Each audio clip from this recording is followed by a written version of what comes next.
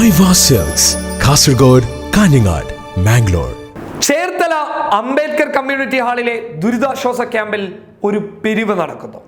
പണം പിരിക്കുന്നുള്ളത് CPMന്റെ local committee അംഗം ഓമനക്കുട്ടനാണ്. ഓമനക്കുട്ടന്റെ ഈ ചെയ്തി ഒരാൾ ക്യാമറയിൽ പകർത്തി നവമാധ്യമങ്ങളിലൂടെ ഷെയർ ചെയ്തു.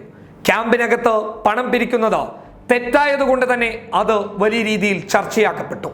ലീഗുകാരും കോൺഗ്രസുകാരും BJPക്കാരും മറ്റുള്ള പ്രതിപക്ഷങ്ങളും ഇതിനെ ഏറ്റുപിടിച്ചു. അവരൊക്കെ സോഷ്യൽ മീഡിയകളിൽ അവരുടെ വാളുകളിൽ കള്ളനാണെന്നും നികൃഷ്ട ജീവിയാണെന്നും പറഞ്ഞ് ഓമനക്കുട്ടനെ അഭിസംബോധന ചെയ്തുകൊണ്ടേ ഇരുന്നു. ഇത് വലിയ വാർത്തയുമായി. മാധ്യമങ്ങൾ വലിയ തലക്കെട്ടോടു കൂടി തന്നെ ഓമനക്കുട്ടന്റെ ഈ ചെയ്തിയെ വിശേഷിപ്പിക്കുകയും ചെയ്തു. ഒടുവിൽ റവന്യൂ വകുപ്പ് പോലീസിൽ പരാതിയും നൽകി.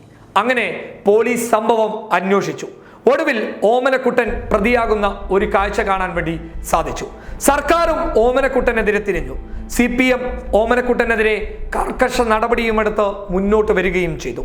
അങ്ങനെ ഓമനക്കുട്ടൻ പൊതുസമൂഹത്തിനിടയിൽ കള്ളനായി മാറി. പക്ഷേ അംബേദ്കർ കമ്മ്യൂണിറ്റി ഹാളിലെ ദുരിതാശ്വാസ ക്യാമ്പിലുള്ള അന്തേവാസികൾക്ക് ചില സത്യങ്ങൾ മാധ്യമങ്ങളോട് തുറന്നു പറയാനുണ്ടായിരുന്നു. അവർ മനസ്സു തുറന്ന് ആ സത്യങ്ങൾ പറഞ്ഞപ്പോൾ കേരളം സങ്കടക്കടലായി മാറി.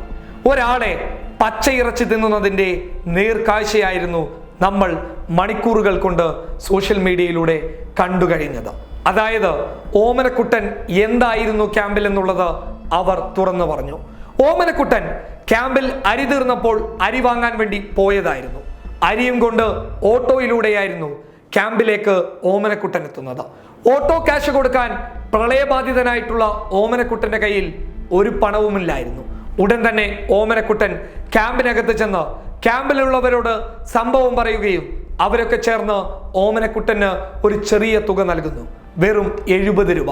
ആ 70 രൂപ ഓട്ടോ കാശ് നൽകി ഓമനക്കുട്ടൻ തിരിച്ചു വരുമ്പോൾ ഓമനക്കുട്ടൻ പണപ്പിരിവ് നടത്തുന്ന രീതിയിൽ ദൃശ്യങ്ങൾ നവമാധ്യമങ്ങളിലൂടെ ഷെയർ ചെയ്യപ്പെട്ട് കഴിഞ്ഞിരുന്നു.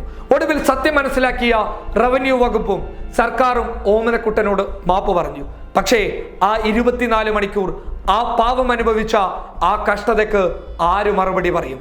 ആ ദൃശ്യം ഷെയർ ചെയ്ത് ആളുകളെ തെറ്റിദ്ധരിപ്പിച്ച ആ വ്യക്തിയെ പിടികൂടി പോലീസ് കർക്കശമായിട്ടുള്ള നടപടിയെടുത്താൽ മാത്രമേ ആ പാവത്തിനോട് നമുക്ക് മനസ്സറിഞ്ഞ് മാപ്പ് പറയാൻ വേണ്ടി സാധിക്കുകയുള്ളൂ. News desk public Kerala.